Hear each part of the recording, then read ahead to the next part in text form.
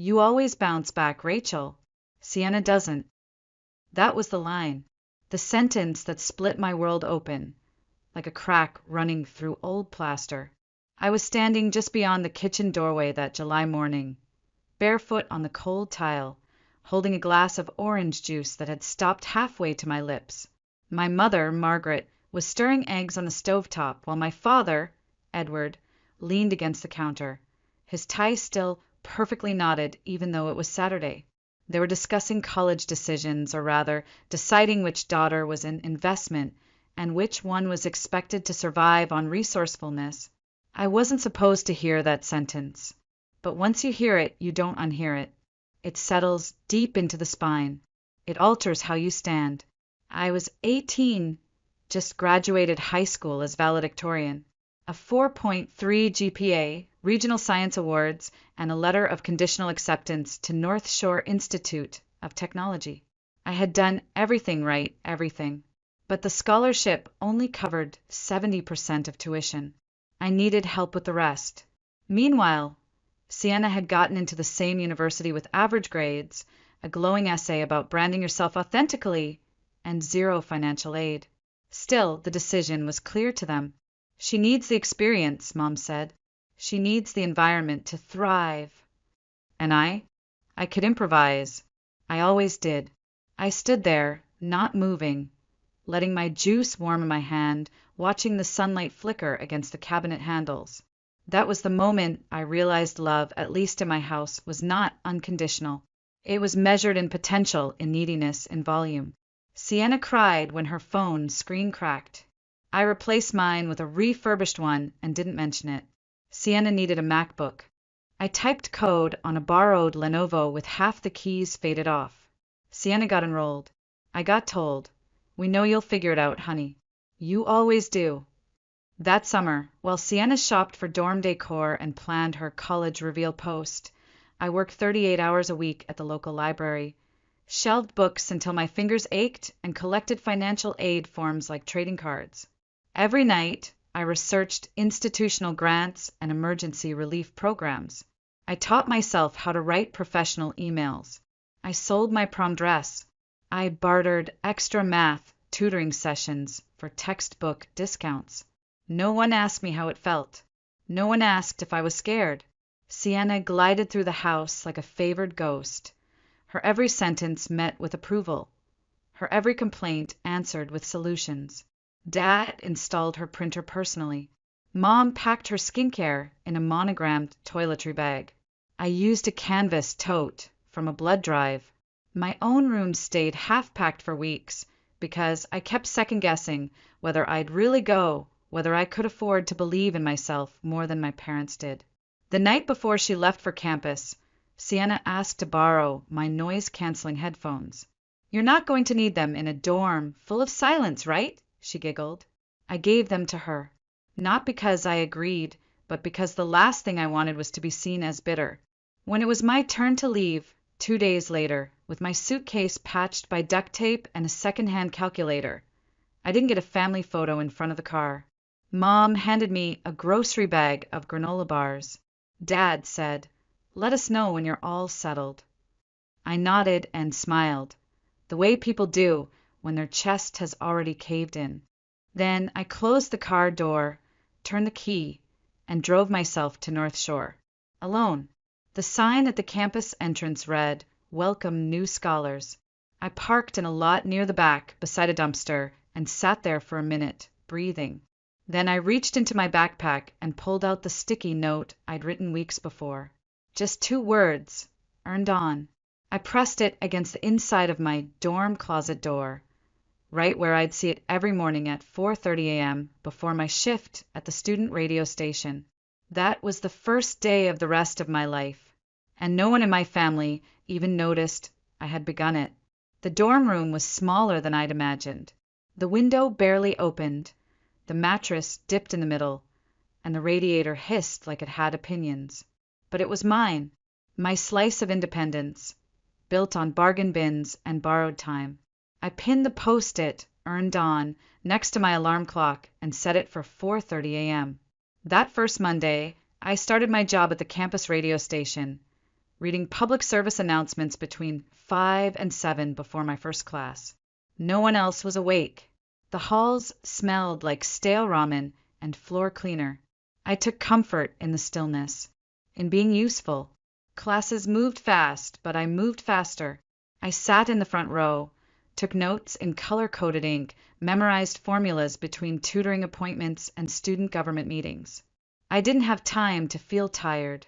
I drank black coffee with powdered creamer and ate peanut butter on saltines. Sometimes I'd split an apple in the lab and pretend it was dessert.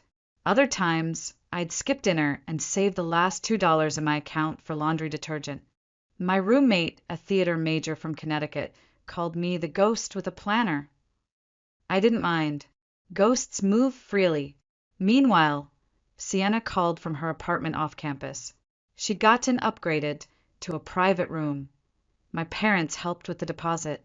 She laughed about her demanding marketing professor, then spent 10 minutes describing the design of her new gel nails.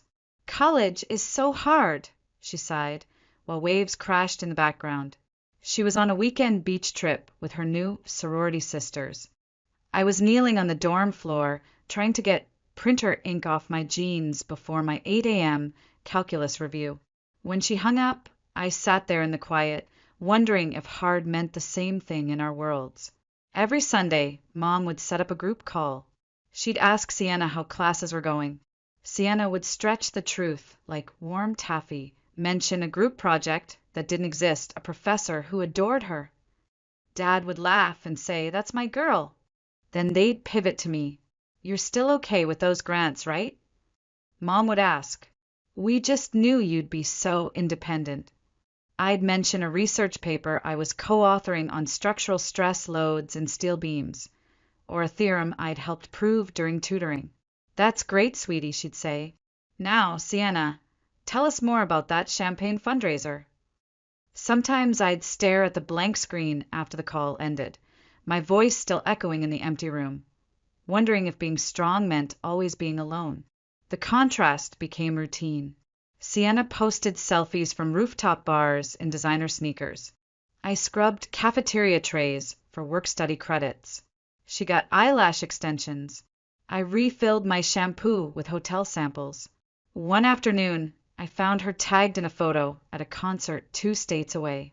The caption read, "Manifesting abundance." I was manifesting a stable Wi-Fi connection so I could upload my physics lab report before midnight. But the silence wasn't just outside, it started creeping in. Friends invited me out, and I said no, telling myself I couldn't afford the distraction. I stopped calling home unless I had to. The few messages I got from Mom became shorter, more administrative. "Remember to renew FAFSA. Sienna's books were $600 this term. College is crazy expensive." Yes, it was. One night, after finishing a 3-hour tutoring shift, I returned to find a care package from the engineering department, a granola bar, a stress ball shaped like a gear, a handwritten card from Professor Linwood. "Your consistency is the quiet kind of brilliance the world forgets to reward, but never forgets." I stared at that note longer than I should have, then taped it beside the post. By the end of my first semester, I'd pulled a 4.0 GPA while working nearly full-time. No one called to say they were proud, but I'd stopped needing applause. I just wanted to survive, and maybe one day be seen. By my 4th semester, I had stopped asking for anything. I paid my fees on time, signed every loan document without flinching, and learned how to make a $12 grocery run last week. I carried my student ID on a lanyard tucked inside my coat, not for discounts, just in case anyone needed proof I existed. Some nights I didn't sleep, not out of stress, but because time itself felt too expensive to waste. It was around February of sophomore year when I started noticing the cracks in Sienna's performance. She called me one night in tears, said she was failing macroeconomics. I offered to help her study. She declined. "I'll be fine," she insisted. "Dad already called the department chair. He's going to talk to someone." 3 weeks later, I saw her tagged in photos at a St. Patrick's Day party 2 towns over. red plastic cups, a green crop top, and a caption that read, "This GPA deserves tequila." I didn't say anything. Then came the summer of junior year. I had accepted a grant-funded research position under Professor Linwood, working on structural load redistribution models in aging bridges. I spent 12-hour days in the engineering lab, my palms etched with graphite, my brain fogged by code. I slept in 2-hour intervals and ate whatever was free. That summer, I placed first in the Midwest Engineering Colloquium.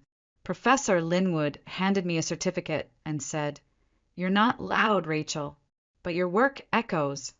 The same week, a mutual acquaintance sent me a photo of Sienna standing on the balcony of a beach house in Emerald Isle. Sunglasses, tan lines, and a drink so neon it looked radioactive. She was supposed to be taking 12 credits that summer. When I asked her about it, she laughed. I registered and dropped them after the refund came. They can't track everything. I sat in the dark, holding my phone like it might crack in half. That refund, the one she used for a beach rental, was money my parents had wired for her tuition.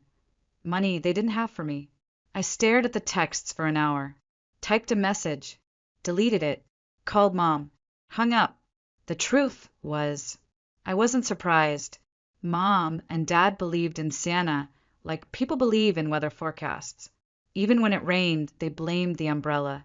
If I told them she was lying, they'd just say I was jealous or worse, vindictive. And I wasn't. I didn't want her to fail. I just wanted someone to notice that I was succeeding.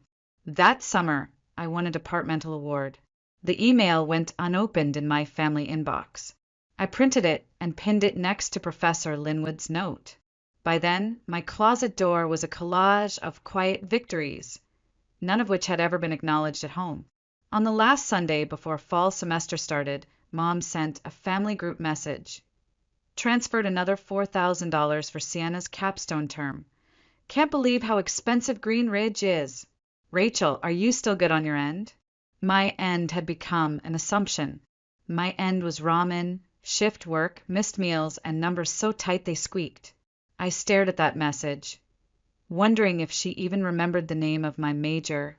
Instead of replying, I opened a new spreadsheet. Income, hours, lab commitments, deadlines. I added a note at the bottom. Hold steady.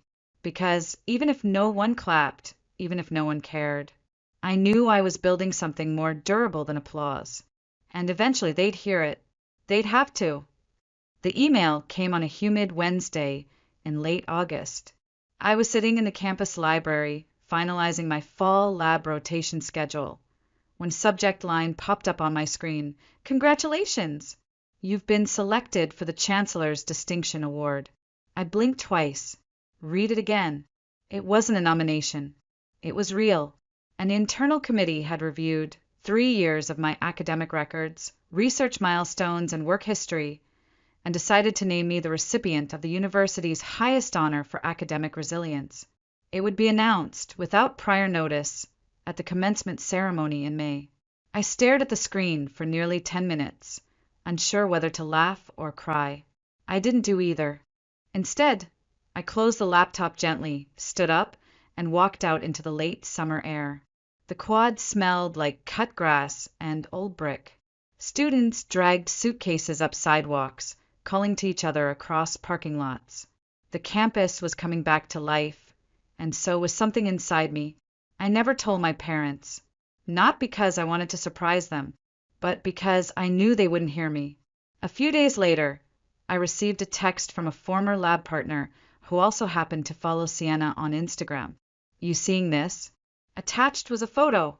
Sienna again on that same balcony, this time with fairy lights strung behind her and a cake that read grad season baby. The caption, senior year, let's get it. I felt my stomach turn. I knew Sienna had been placed on academic probation last semester. I knew she hadn't registered for the summer credits.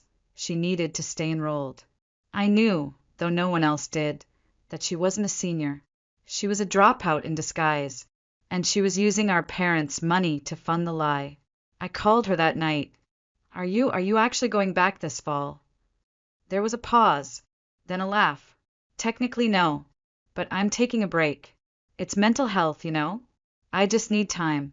They wouldn't understand, but I'm keeping the robe just in case. I didn't ask who they were, because I already knew. That week, Mom forwarded me a receipt, $5, $800 for what she claimed was Sienna's capstone registration. She's almost there, she wrote. Just one big push. I sat at my desk in silence, lit only by my desk lamp, and tried to breathe through the ache in my chest. The same ache I'd had since I was 10 years old and watched my science fair ribbon disappear into a drawer, while Sienna's crayon drawing got a spot above the fireplace. I didn't reply. I didn't call. I just went back to work. I told myself this would be the last time. The last time I let the lie walk past me unchallenged. The last time I swallowed the truth, because I was afraid of being the one to break the illusion. Because illusions don't just protect the person pretending. They comfort the people who want to believe. And my parents wanted to believe in Sienna. They needed to.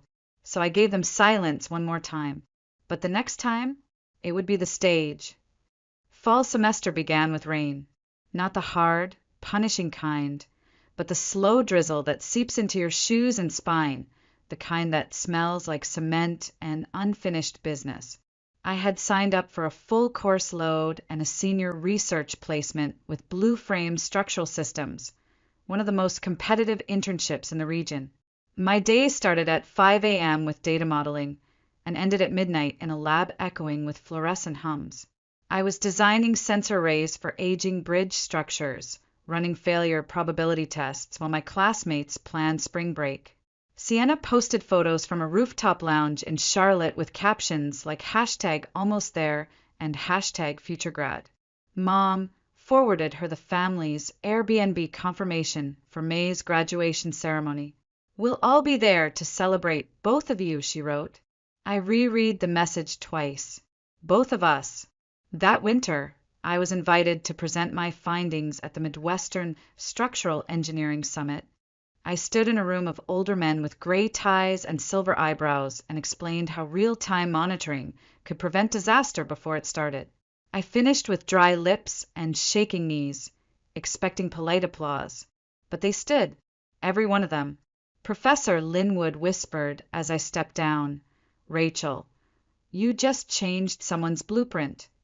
And yet, at home, all I heard was, "Sienna's still trying to choose her capstone topic.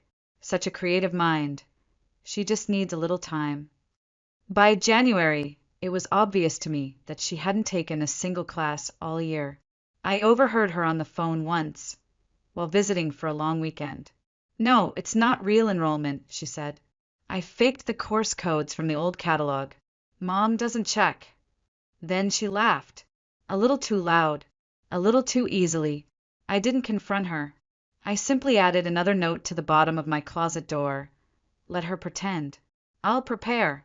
That spring, Sienna ordered a graduation robe from the theater department. The campus bookstore required proof of academic standing. She couldn't provide it, so she fabricated her future, stitch by stitch. Meanwhile, I submitted my final thesis on adaptive structural support systems.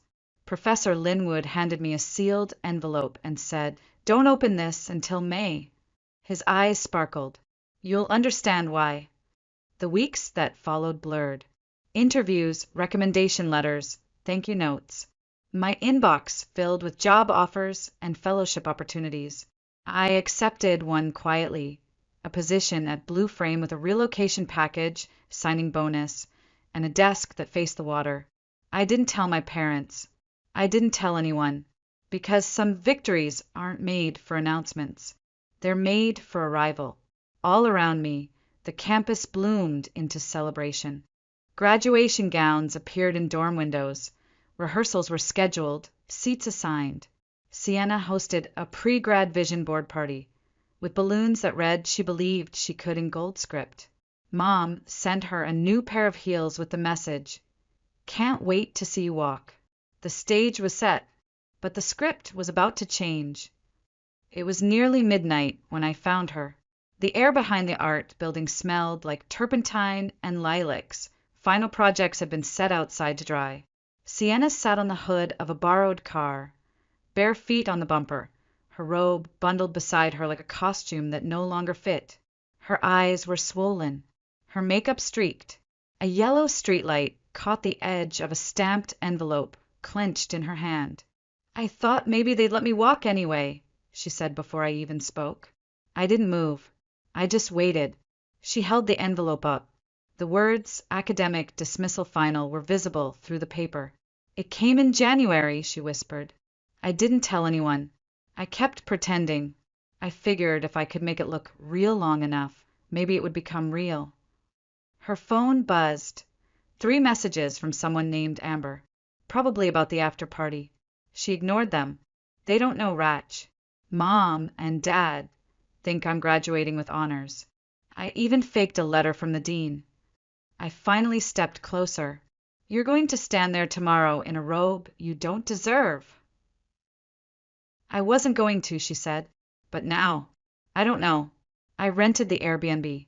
Everyone's coming. There's a cake. I stared at her.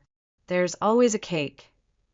Sienna looked up then, and for a second, just one, she didn't look like the girl who'd stolen my spotlight for 2 decades. She looked like someone drowning. "I didn't mean for it to go this far," she said. I didn't want to be the disappointment." "You are," I said softly. "But that doesn't mean you have to keep being one." She flinched. "Why didn't you say something?" I asked. "Why fake the whole thing instead of asking for help?" She gave a hollow laugh. "Because you're the one they trust. You're the one who figures things out. I'm just the one who makes it pretty. They don't want the truth from me, Rachel. They never did." I didn't argue. We sat in silence for a long time. The only sound was the rustle of spring leaves and the far-off hum of traffic. Finally, I turned to leave. "Are you going to tell them?" she asked. I paused. "No, not tonight." "Then when?" "When it matters." She nodded slowly. Her fingers curled tighter around the envelope until it creased. "I don't know what to do." I looked back once. "Then don't walk the stage," I said. "Don't steal the one thing I built without $1 of their help. Don't lie tomorrow, not when the truth is coming either way." Sienna didn't respond. She looked down at her lap, breathing shallow and fast. I walked away under the streetlight, my shadow long and sharp against the brick wall. By the time I reached my dorm, I already knew what would happen the next morning. The robe, the crowd, the shock, the silence that follows revelation like thunder trailing lightning. She still might show up, but this time I'd be the one with the microphone. The quad was a sea of folding chairs and half-wilted roses. Faculty in velvet regalia filed down the center aisle like a slow-moving current, their robes sweeping across damp grass, still heavy with morning dew. A brass quartet played something vaguely triumphant. My breath fogged in the air as I stood among the engineering majors. Cap tilted slightly wrong because the bobby pins had snapped. I scanned the crowd, but didn't look for my parents. I didn't need to. They were easy to spot, front row, VIP section, their faces lit with expectation. Mom wore her white ribbon sun hat. Dad's tie matched the school colors. They clapped as names were called, glancing occasionally toward the stage with unmistakable anticipation. In front of their seats sat an empty chair marked, "Honors Graduate Sienna Moore." I let the irony settle. She wasn't backstage. She wasn't in line. She was nowhere near ready. When they called the name before hers, I held my breath. And then, exactly as I knew it would, the dean stepped to the mic, shuffled his clipboard, and spoke with an unfamiliar tightness in his voice. "Before we proceed, we wish to make a brief correction. A previously listed candidate, Miss Sienna Moore, is not eligible for graduation and will not be participating in today's ceremony." The words landed like an unexpected hush, as if the entire crowd had forgotten how to breathe. A murmur rippled outward. I watched it hit my parents like a wave. Mom's hand flew to her mouth, her body stiffened. Dad's face drained of color, his shoulders suddenly unsure of themselves. Then, before the silence could solidify, the Chancellor stepped forward. "However," she said, voice clear and resonant, "excellence often comes from quieter places. Please join me in recognizing Rachel Moore, recipient of this year's Chancellor's Medal for Academic Resilience." It didn't register. Not at first. The name floated through the air like a spark waiting for oxygen. Then came the first clap, then 5, then 50. A wave of applause rolled across the quad, stronger than I'd imagined, louder than I thought I could bear. I felt my knees shake, my hands tingled, and still I walked, not like a victor, not like someone proving a point, but like a woman returning to her own name after years of being mispronounced. The Chancellor placed the medal around my neck. "Your record is extraordinary," she whispered. "You carry more than just grades. You carry grace." I nodded, lips pressed tight. I didn't cry. Not then. I swallowed a decade of almosts and not quites, of being second in a race only one of us trained for, and let the weight of the medallion settle like justice across my chest. I didn't look at my parents immediately. I didn't need to see their confusion, their shame, the questions they hadn't thought to ask until now. I didn't want anger to sour the taste of triumph. But when the anthem played, when caps flew like startled birds into the overcast sky, I finally turned. Mom's mascara had run down both cheeks like twin rivers of disbelief. Dad's gaze was locked on me, not with pride, but with something closer to recognition. Then, from behind the stage, Sienna appeared. Late, out of place, robe clutched in one arm like a prop from a forgotten play. She didn't speak, didn't wave, just stood near the edge of the platform, half lit by a stage light, watching the moment she tried to steal unfold without her. We met by the stone fountain where graduates traditionally sign their names in chalk. My parents reached me first. Mom opened her mouth, closed it, tried again. "Why didn't you tell us?" she whispered. And I finally said what I had rehearsed since I was 12. Because every time I tried, you were already clapping for her. The silence that followed wasn't painful. It was honest. Dad slowly took the envelope from Sienna's hand. "Read it." And for the first time in my life, I watched him see her not as a favorite, but as a stranger. "The money," he asked quietly, "where did it go?" "Clubs. Rent. Clothes," Sienna said, eyes glassy. I thought I could fix it before it mattered. Mom made a soft, crumbling sound, part apology, part disbelief. I reached up, removed the Chancellor's medal from my neck, and held it level with their eyes. "This isn't just mine," I said. "It belongs to every night I skipped dinner, every shift I worked while she bought shoes, every line of code you never asked me about." Sienna's voice cracked then, raw and brittle. "So what? Rachel gets to be perfect, and I'm the villain." I turned to her, calm, unshaken. "I'm not perfect," I said. "I'm tired. But tired isn't the same as broken." And that sentence, simple, unraised, unadorned, was the one that silenced her, more than any accusation ever could. 2 weeks later, I boarded a flight to Seattle. No parents waving goodbye. No confetti. Just me, a duffel bag of essentials, and a folder of offer letters folded into thirds.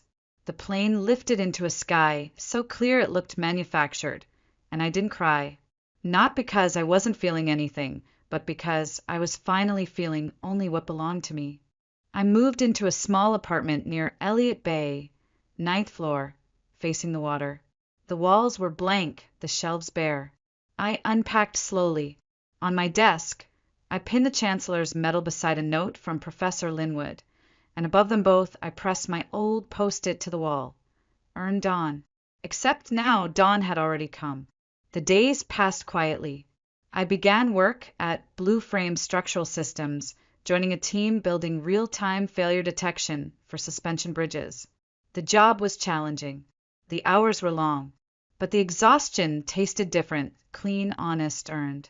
At night, I walked to the docks, watched the ferries light up the water like fireflies tracing new boundaries.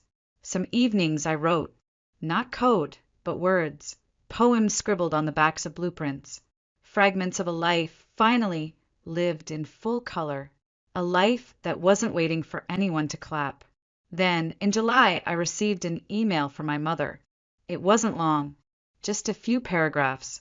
She admitted they had mortgaged part of the house to fund Sienna's tuition, and were now trying to reclaim what the university would refund. She asked if I had any advice. The question should have hurt, but it didn't. I wrote back, calmly, detailed my personal budget, suggested they set aside what was left for retirement. "I'm covered now," I typed. "Take care of yourselves." I hit send before guilt could argue. That weekend, I took the ferry to Bainbridge Island, brought a notebook, drew a fan beside the words "self-generated airflow," then added another fan beside it, labeled "earn support," because maybe now the wind beneath me wasn't just mine. A few days later, Sienna sent a photo, her hammering nails at a Habitat for Humanity site. No filters, no hashtags, just a smile that wasn't perfect, but was real. Beneath the image, she wrote, "Beams don't judge who hammers them. They just hold." I pinned that too. Months passed. I stopped checking on their progress. Not because I didn't care, but because caring doesn't always mean clinging. Some love has to be observed from a distance to be safe. One Friday night, I stood by my apartment window, chalk in one hand, sketching load diagrams on butcher paper. Next to the calculations, I scribbled, "Support is a verb." Then I drew an anemometer, my first science fair project, now fully formed. That's when it hit me. Justice wasn't the applause at graduation. It wasn't even the look on my parents' faces when the truth fell from the microphone like a verdict. Justice was the blueprint I'd built with no audience, no spotlight, beam by beam, quiet, relentless, enduring. And one day, when someone else walks across a cracked floor and wonders if it will hold, I'll be the reason it doesn't collapse. Not because I made noise, but because I stayed,